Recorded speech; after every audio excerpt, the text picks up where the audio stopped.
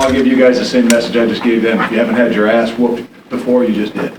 And it hurts, and it's not easy. But in this game, that's going to happen. And it's a part of the game. It stinks. It doesn't mean you didn't work hard. It didn't mean you didn't prepare.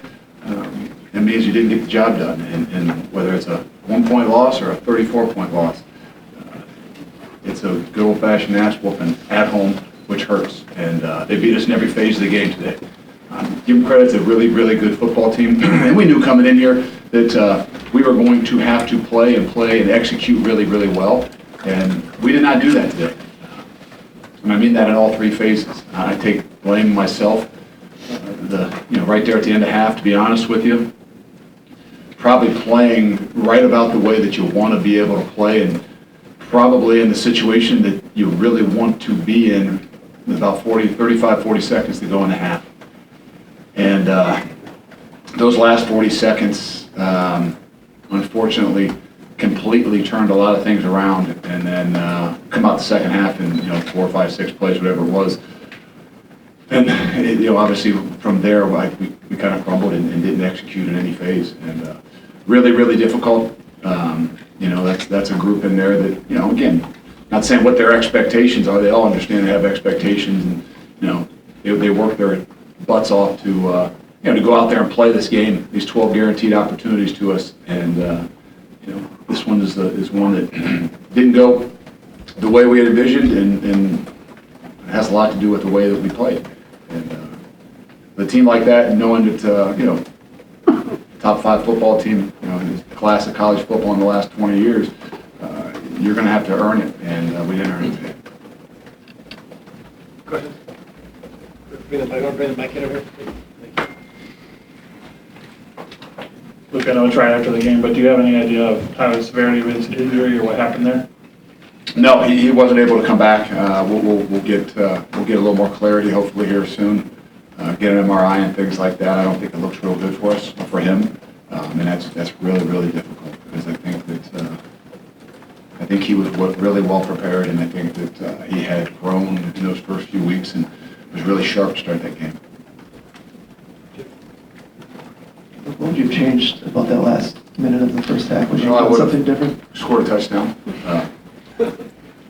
Made a field goal. A lot of things, in hindsight's 20/20. You got a shot to score a touchdown. That, to beat an Alabama team, you're going to have to make those plays. And there's some part of me that says I wish we would have ran the football, but that's obviously second guessing yourself after the situation.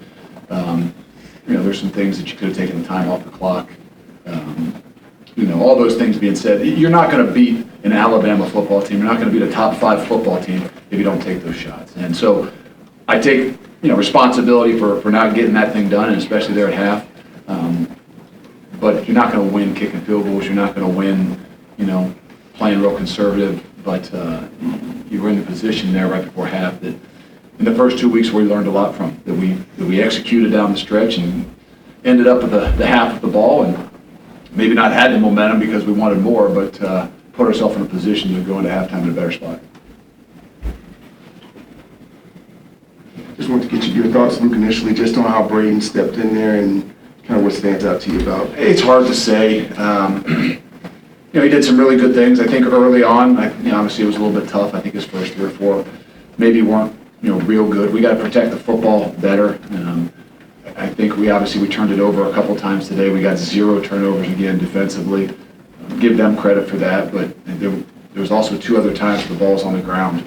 And you're not going to win big football games. You're not going to beat really, really good football teams when you do those things. So, again, we got the utmost confidence in Braden. It would have been a battle all through fall camp and even in spring football. And Braden can execute this offense and do some things even different than Tyler can.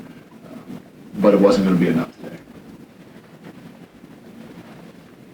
Luke, with what you said about needing touchdowns in a game like this, how much did you consider going for it on 4th and 3 instead of trying the field goal late there in the first half? That's the situation there. That's why, in some ways maybe you kick yourself because, get 2 or 3 yards or get a yard on that, and then maybe you would run that thing down there again and take another shot at it. But with the time, the key was to end the half with the ball. And If you can do that, you put yourself at least in a position knowing you don't get the ball in the second half, knowing you got to come out. You're going to have to play 4 quarters. And so either way, there were some other situations we missed the fourth down in the first drive, I think. Again, you're going to keep taking those shots, but in order to beat a team like that, you're going to have to execute a hell of a lot more than we did. You make staff changes and you come in, it obviously sometimes can take a little while to get where you want to be at this point. What do you feel like this team does really well, or are the things you think you can hang the hat on? Well, we still got to figure that out. It's still early, and I think we can run the football. I think we can do some things up front, offensive line wise, that gives us a chance. And I think that you saw that in the first half. I didn't say that we're blowing people off the ball. I mean, that's his big and good-looking defensive line and the guys that they roll through there that you're going to see all year. And I think those guys can do that. And I think that's where we got to hang our hat on. I think we'll be a little bit different if Braden's the quarterback, meaning there's some situations that there's some things that he does better, that we'll have to lean on those guys up front, maybe even a little bit more. But all those things kind of coming together, we knew this was going to be a battle. And I don't mean this game. I meant this season. And we can't jump to conclusions. I know that's your guys' job, but the number one thing in that locker room I told these guys is we've went through this. The leadership group talked about these things and what are you going to do when you're 2-0? What are you going to do if you're 4-0? What are you going to do if you're 2-1? How are you going to handle these things? How are you going to handle what everybody wants to say about you? So it's a part of it. We understand that. We know we've got a hell of a long way to go to figure out what we are and what we can hang our hat on. But I have faith and trust in those guys in that locker room, and that's what you got to continue to ride with. Just you got an up-close look at Milroe today. Just what is it that makes him just so dangerous, so tough to kind of contain? It's a combination. I mean, they are willing to run him maybe a little bit more than I would have expected. But, I mean, that's something that, is a great equalizer for him.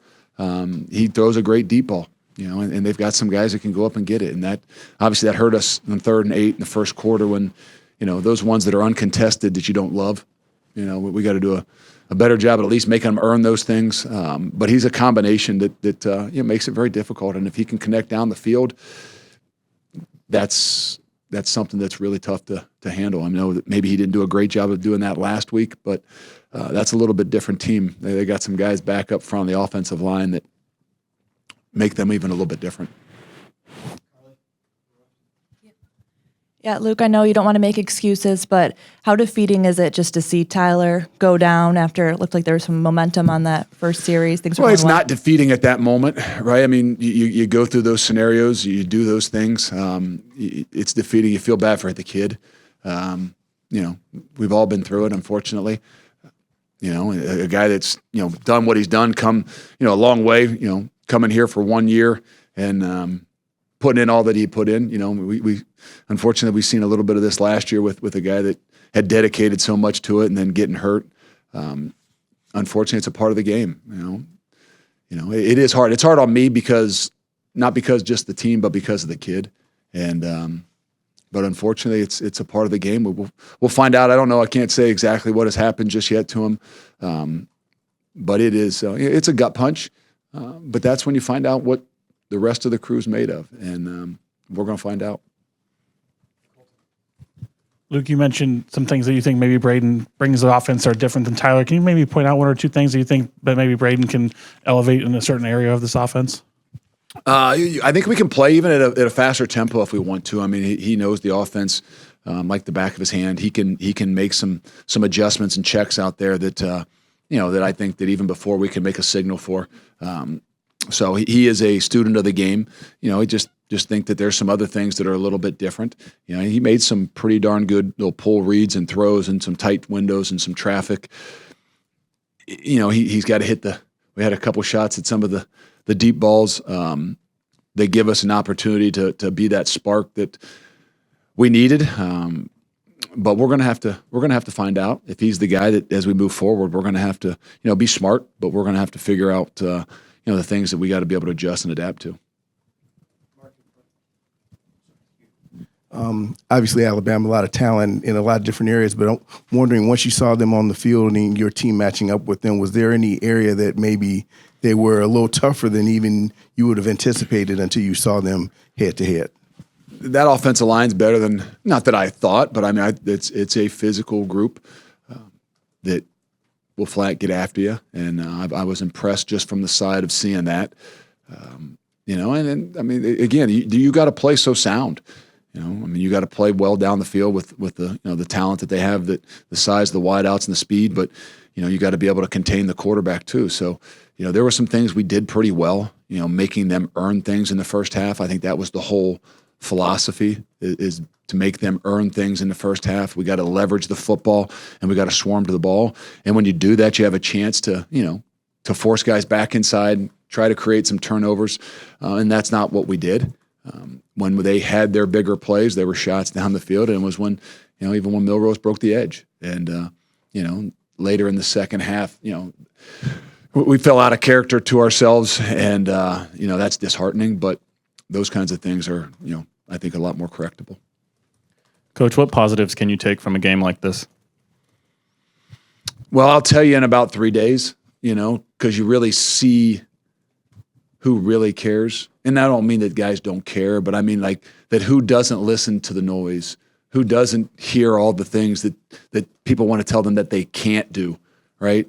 Then I'll tell you what, the positives, because an ass whooping's an ass whooping, but if you can get back up and move forward, then you can grow from it. But if you can't, and it demoralizes you and it keeps you down and it puts you back and it makes you lose confidence, then there's nothing positive about it. So obviously there's some guys that did some things and make some plays. We'll figure that out. But I think it's more about the whole and finding out, what kind of heart, what kind of passion we have for this, and what kind of leadership do we have. Luke, when we were talking in camp, you talked about the importance of cutting down the fumbles, and that's something that's kind of been an Achilles heel the first 3 weeks here. Do you see a through line or something that's happening more often than not about these fumbles? I know everyone's their own situation, but I don't know. I mean, we went live much more this year. We went live in spring ball. We went live every third day in camp. You would think that you would be better at taking care of the football with all the live action that you've had, and unfortunately, we're not, and it's cost us. It's put us in really tough situations, in the first couple games, and I think it cost us, big time today. You can't give a team like that the ball twice inside your own 25, 30-yard line, with the momentum and the spark that, people think that it's just about, big plays, right? All the analytics will tell you that turnovers don't matter as much as big plays do, and I tell you that's not the case because of the energy, the momentum that is created. And they did a great job of that. And if we don't correct that and we don't find a way to take care of the football, we'll struggle. Luke, I know the game just ended and you don't know exactly what the future holds, but at the quarterback position, is there any chance that maybe Matoyer could be in a position to maybe help you if need be at some point this year? He's going to have to be ready. He's going to have to be ready because, as we've all talked in college football, I've seen in all football, but the quarterback position is so unique. In college football right now, it's probably the most difficult to, maintain that locker room or maintain that quarterback room, and you got to have guys ready. And unfortunately, we could have to have, a true freshman that's got to be ready to roll. Even the first series or second series Braden was in there, I see him kind of working his hand, after he takes a shot and fumbles the football, and he's one play away, and he's a lot closer today than he was in the past, and he's going to have to grow up fast. Coach, other than fumbles on offense and the big pass plays on defense, what do you do moving forward to adjust, get into the meat and veg of the system? One thing on offense and defense that you just go, damn, we got to fix this going into. Well, we got to fix the turnovers. We just said that. And I think that the ability to take care of the football. We knew we wanted to take some shots today. I think we strategically had some shots. We just didn't hit them, and that's the difference in the ball game. They have 2 or 3 shots down the field that maybe are more open than ours, and they make really good plays and catch and throws. I'm not saying that's the only difference in the ball game. And then defensively, we got to find a way to create some turnovers. We got to find a way to create more havoc. I thought in the first half we did a solid job of doing and executing the game plan of, making sure we leverage the football and swarm, and until, right there at the very end where he breaks loose a little bit and scores the touchdown, and then we give up the big plays. But there are things to build from, but it's going to be more about what the heart and soul is, where's the head and the mind, because, it's a long season, a long game, and we're going to have to get back up and get back to swinging.